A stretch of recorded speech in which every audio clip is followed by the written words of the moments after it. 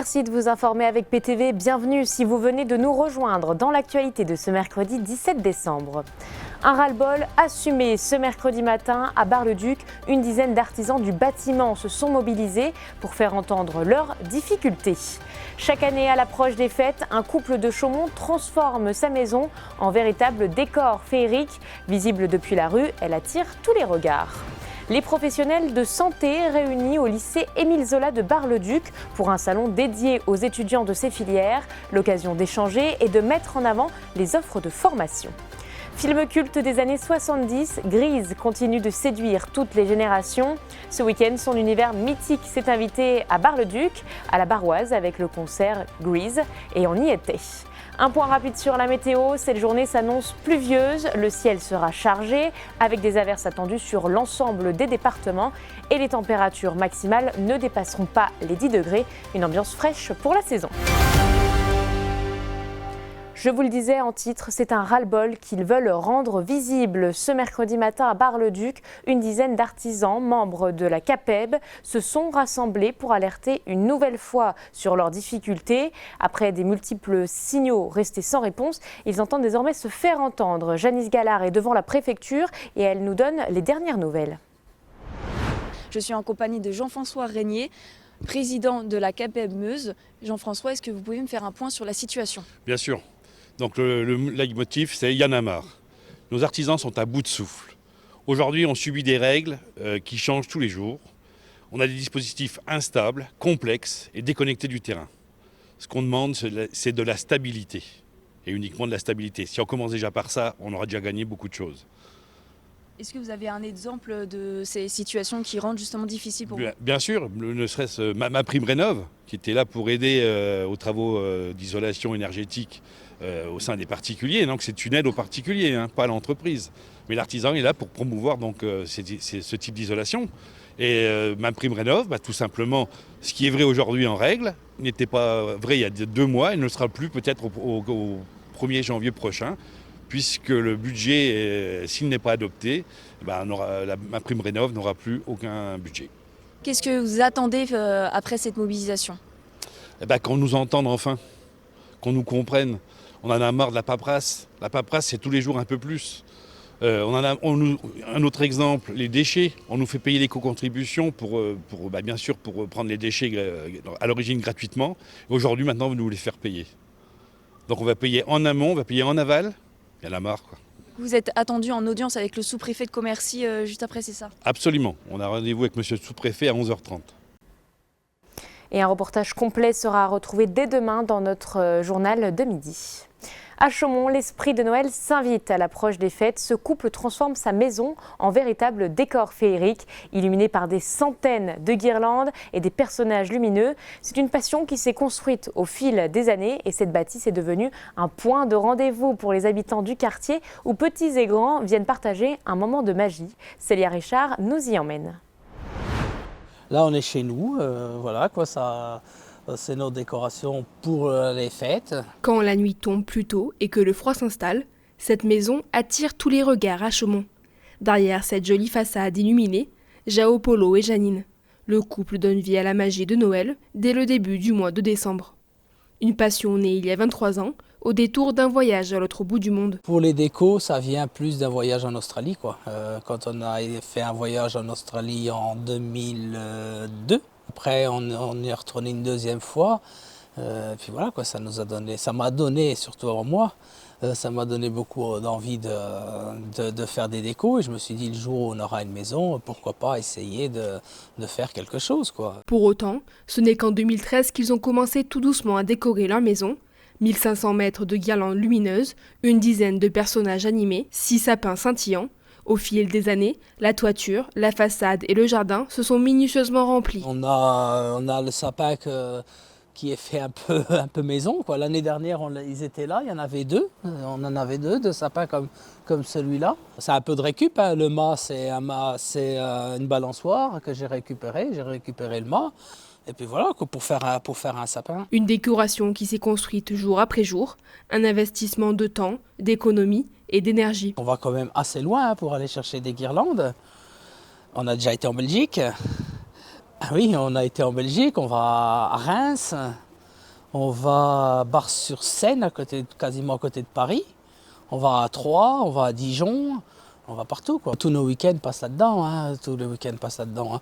On commence à préparer début novembre, hein. On en a à peu près pour une semaine et demie, à peu près, pour tout faire, hein. Chaque année, ils imaginent de nouvelles scènes, déplacent certains éléments, renouvellent les éclairages pour surprendre encore et toujours les passants. Voilà, c'est la première fois que c'est visible par les gens, quoi. À part, bien sûr, les gens qu'on connaît, les amis, tout ça, qui viennent, qui, eux, ils peuvent profiter. Tous les soirs, à partir de 17h, parents et enfants défilent devant la maison et s'émerveillent. La devanture décorée est devenue un rendez-vous attendu dans le quartier, presque une tradition locale. On a eu beaucoup de monde. Après, on ne sort pas à chaque fois qu'il y a des gens qui viennent. Bon, après, des fois, les gens ils nous voient, peut-être qu'ils se sentent un peu... Ils s'en vont, quoi. Voilà, quoi. Alors on les laisse apprécier tout seuls, quoi. Vraiment, s'il y a des gens, si je vois qu'il commence à avoir beaucoup de monde, bon, je sors parce que les gens, ils aiment bien savoir combien de temps on a mis, si ça consomme beaucoup. Voilà, c'est tout de suite les questions que les gens nous posent, quoi. C'est une satisfaction, hein, parce que bon, on a quand même mis pas mal de temps pour le faire, voilà, quoi. C'est sûr qu'on est content, hein. C'est logique, hein. C'est logique, c'est une fierté, hein. Les décorations resteront en place au moins jusqu'à l'Épiphanie, le 6 janvier prochain. À Bar-le-Duc, le lycée Émile Zola a consacré une journée entière au métier de la santé. Les élèves de la section spécialisée ont participé au tout premier salon organisé au sein de l'établissement. Plus de 30 structures étaient présentes pour faire découvrir leur profession et les différentes formations possibles dans un département particulièrement concerné par le manque de soignants. C'est un publi-reportage de Léo Martin. Aujourd'hui, les stylos et les cahiers ont été troqués par des échanges et des discussions. Le lycée Émile Zola à Bar-le-Duc est le seul lycée professionnel en France à proposer une option santé en milieu rural. Ils ont organisé le premier salon de la santé pour ses élèves, une initiative qui permet aux lycéens de la section dédiée de découvrir les différents métiers. Alors c'est une très bonne chose, mais c'est surtout l'occasion pour eux de découvrir des métiers qu'ils ne connaissent pas, puisqu'ils vont en stage dans les entreprises sur lesquelles on les envoie, principalement des EHPAD, et là ils vont découvrir des métiers et des endroits d'exercice qu'ils ne connaissent pas.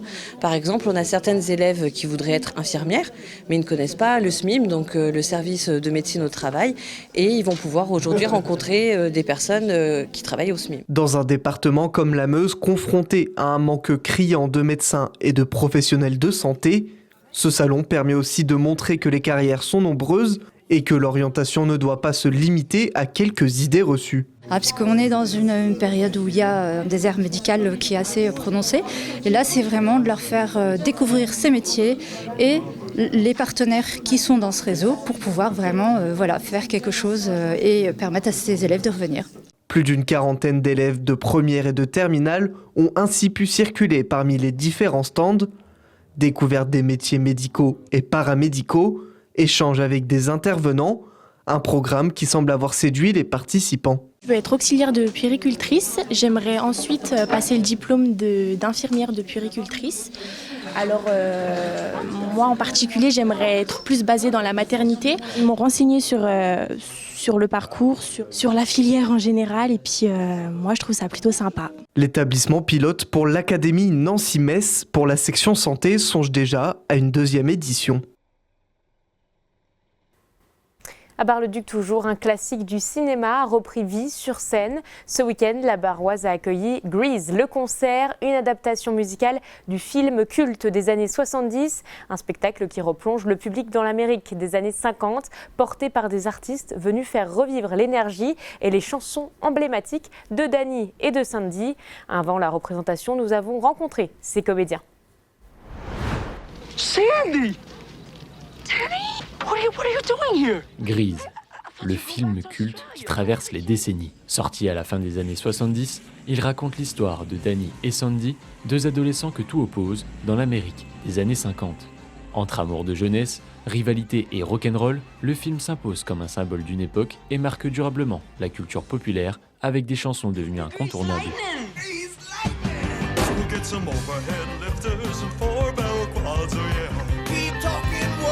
Près de 50 ans plus tard, cet univers mythique continue de faire vibrer le public. À Bar-le-Duc, Grise prend aujourd'hui vie sur scène avec Grise, le concert présenté à la Barroise. Une adaptation musicale qui replonge les spectateurs dans l'énergie et l'esprit du film. Un plaisir pour les comédiens. Alors c'est vrai qu'on joue une comédie musicale qui date des années 70, qui a été adaptée en film, et d'ailleurs on connaît plus le film avec John Travolta et Olivia Newton-John. Et en fait, je pense que quand on devient comédien, chanteur, ça fait partie un peu des dream roles d'interpréter ces personnages qui ont bercé notre enfance. Donc en fait, on se plonge un peu dans nos souvenirs d'enfance. On a tous un peu c'est comme tu dis, un peu des rôles qu'on aimerait énormément jouer, etc. Moi, je sais que Sandy, c'était un rôle que je rêvais de faire vraiment. Et puis même, moi, je sais que ça a été un film qui a bercé mon enfance et tout. Ma mère, elle m'a montré ce film hyper tôt quand j'étais petite. Alors Grise, c'est vraiment l'histoire de la jeunesse des années 50. Voilà, avec beaucoup d'insouciance. Donc il y a les Pink Ladies d'un côté et les T-Birds de l'autre, qui sont les garçons et les filles du lycée de Rydell. Et en fait, ce sont les premiers émois amoureux, ce sont les premières rencontres, les premières jalousies. Donc voilà, on joue vraiment des adolescents vraiment au point le plus pur, parce qu'on va vraiment dans la sincérité de ces adolescents. Oui. Alors on travaille essentiellement les tableaux de groupe. Grise, c'est quand même beaucoup de tableaux d'ensemble. Donc on travaille un peu tout ça, on travaille les portées, on travaille aussi sur les sols différents. Donc c'est important dans les pratiques de mettre les chaussures de scène pour voir comment est le terrain, si ça glisse ou pas. Ça nous aide beaucoup.